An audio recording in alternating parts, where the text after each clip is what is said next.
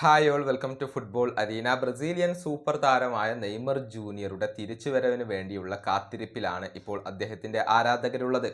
പരിക്ക് കാരണം നെയ്മർ ഒരുപാട് കാലമായി പുറത്താണ്. എന്നാൽ കഴിഞ്ഞ സൗഹൃദ മത്സരം അഥവാ പരിശീലന മത്സരം നെയ്മർ കളിച്ചിരുന്നു.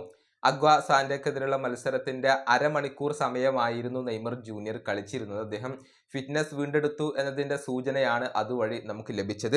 ഇനിയിപ്പോൾ സാന്റോസ് വളരെ പ്രധാനപ്പെട്ട ഒരു മത്സരം കളിക്കുന്നുണ്ട്. അതായത് ബ്രസീലിയൻ ലീഗിൽ നടക്കുന്ന മത്സരത്തിൽ കരുത്തരായ ഫ്ലുമിനൻസ് ആണ് അവരുടെ എതിരാളികൾ. തിങ്കളാഴ്ച പുലർച്ചെ ഇന്ത്യൻ സമയം 4 മണിക്കാണ് ഈ ഒരു മത്സരം നടക്കുക. പ്രശസ്തമായ മാരക്കാന സ്റ്റേഡിയത്തിൽ വെച്ചുകൊണ്ടാണ് ഈ മത്സരം നടക്കുക. ഈ മത്സരത്തിൽ നെയ്മർ കളിക്കും എന്നാണ് ബ്രസീലിയൻ മാധ്യമങ്ങൾ റിപ്പോർട്ട് ചെയ്യുന്നത്. പക്ഷേ അദ്ദേഹം സ്റ്റാർട്ട് ചെയ്യില്ല. അദ്ദേഹം ബെഞ്ചിലായിരിക്കും ഉണ്ടാവുക. മത്സരത്തിന്റെ രണ്ടാം പകുതിയിലായിരിക്കും നെയ്മർ ജൂനിയർ കളിക്കളത്തിലേക്ക് വരിക എന്നാണ് പ്രമുഖ ബ്രസീലിയൻ മാധ്യമമായ UOL റിപ്പോർട്ട് ചെയ്തിട്ടുള്ളത്. മത്സരത്തിൽ നെയ്മർ കളിക്കും എന്ന് തന്നെയാണ് ഇപ്പോൾ പ്രതീക്ഷിക്കപ്പെടുന്നത്. സാന്റോസിനെ സംബന്ധിച്ചിടത്തോളം ബ്രസീലിയൻ ലീഗിൽ 2 മത്സരങ്ങൾ കളിച്ചു, ഒരു തോൽവി ഏറ്റുവാങ്ങി, ഒരു സമനില വഴങ്ങി, ഒരൊറ്റ വിജയം പോലും നേടാൻ അവർക്ക് കഴിഞ്ഞിട്ടില്ല.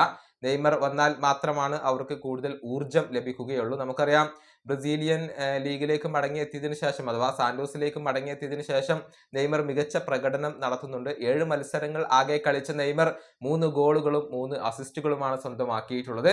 ഏതായാലും നെയ്മറുടെ തിരിച്ചുവരവ് സാന്റോസിനെ സംബന്ധിച്ചിടത്തോളം ഊർജം നൽകുന്ന ഒരു കാര്യമായിരിക്കും. ഈ വീഡിയോയുടെ അവസാനിപ്പിക്കുന്നു. അടുത്തൊരു വീഡിയോയിൽ കാണാം.